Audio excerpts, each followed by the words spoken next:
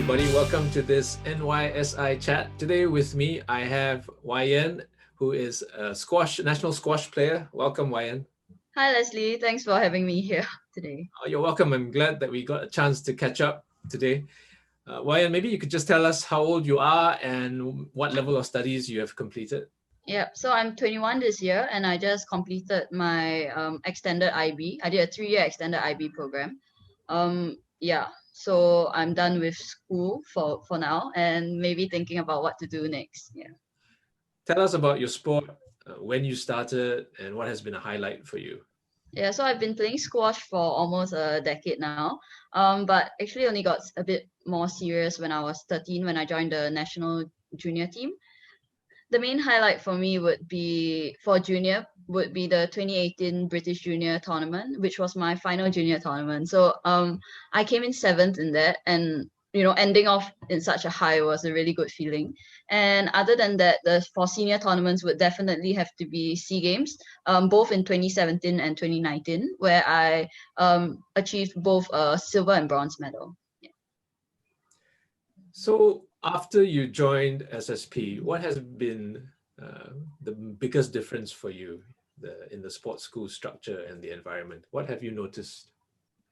I really like the support given by the sports school, because in sports school, one thing that really struck was that the classes were very small. So even my cohort, my whole entire cohort was only 25 people.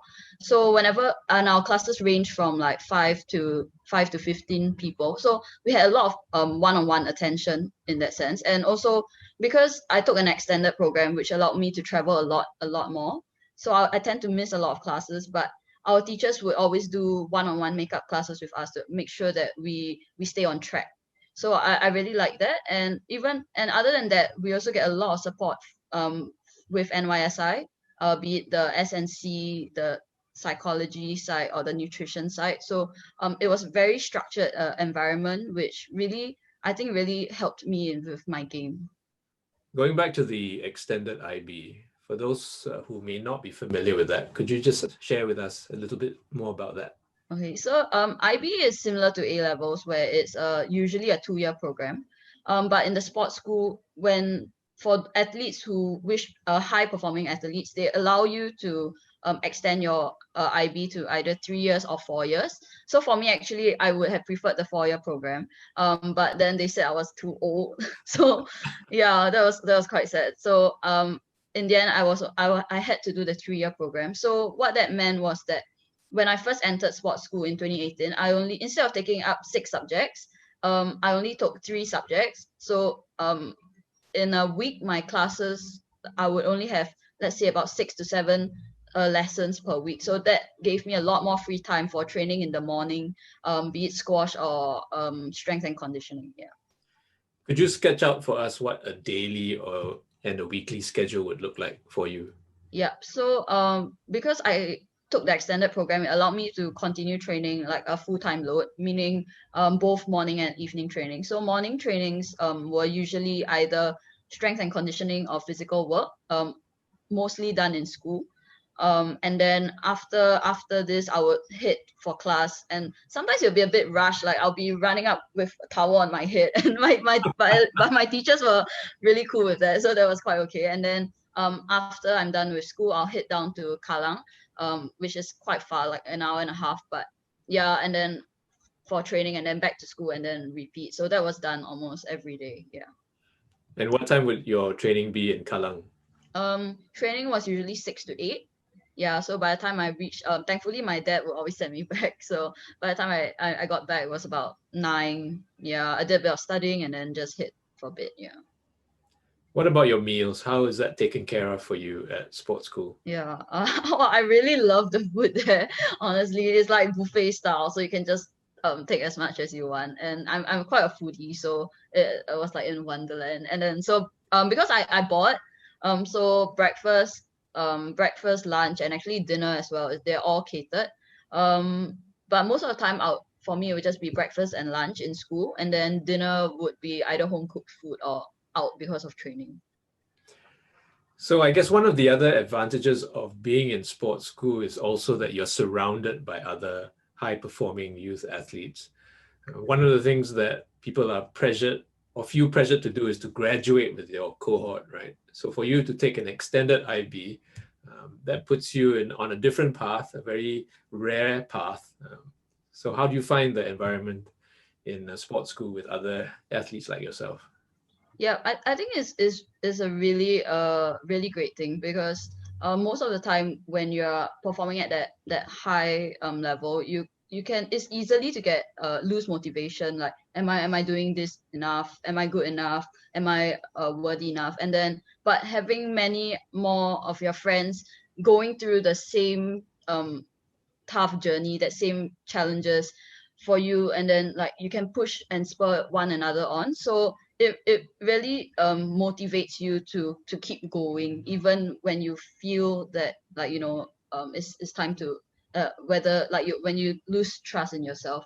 So that was a really good thing. And yes, it kind of sucks to know that many of your friends are going to graduate before you, but I think ultimately we are all in this for our own purposes. And so as long as we keep our eyes on our goals, especially for me, like I had SEA Games in mind, and then looking forward I have Asian Games.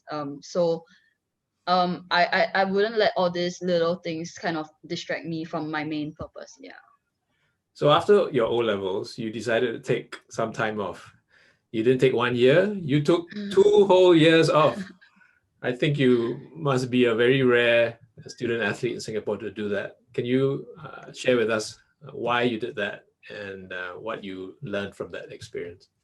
Yeah. So actually the main purpose of me taking that was because, or what spurred me to take that was during the 2015 SEA Games. It was held in Singapore, and then I was actually in the training squad, but I missed out like just by a bit to participate in that.